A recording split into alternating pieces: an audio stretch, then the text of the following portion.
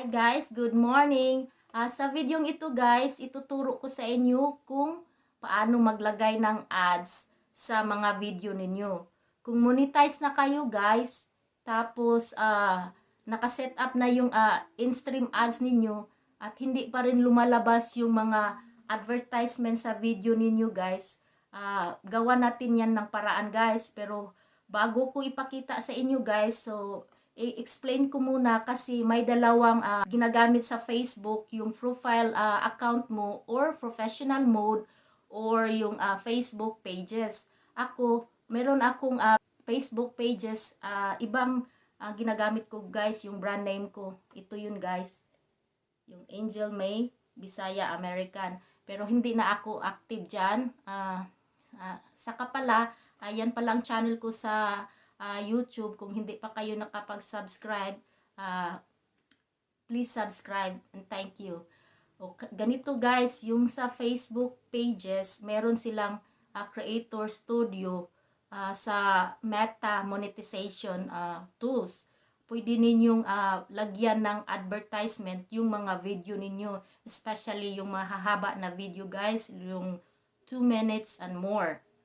Pero dito sa profile account, kung ginagamit ninyo, hindi talaga makikita ninyo yung content ninyo sa Creator Studio kasi iba ang platform. So madali lang yan guys. So ipapakita ko sa inyo kung paano siya gawin guys. So tara na guys, step by step.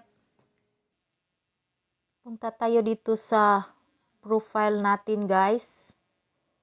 Tapos dito sa see dashboard, click yan. Scroll down, hanapin dito yung see more insights. So click yan. So dito guys, makikita ninyo yung recent content. So pindutin yung see all para makita ninyo yung lahat ng video ninyo. So dito guys, may mga logos dito na nakalagay sa left side. Yung logo sa reel, yung logo sa ads on video, tsaka yung picture na logo. So dito guys, hanapin natin yung video natin na mahaba, yung more than 2 minutes. So ito yun. So dito guys, scroll natin. Nakalagay settings. At makikita ninyo dyan sa baba, distribution summary. So iyan guys. So pindutin natin yung settings. Okay.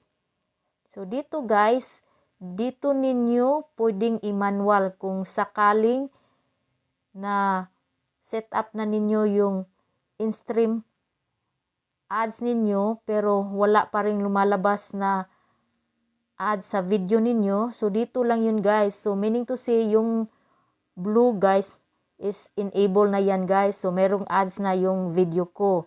So kung nakaganito siya, see disabled.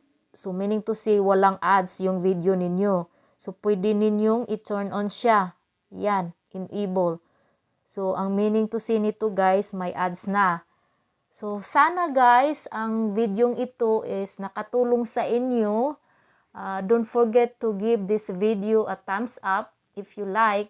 And if you're new in my channel guys, please don't forget to subscribe.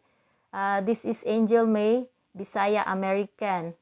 And remember, live life to the fullest and focus on the positive.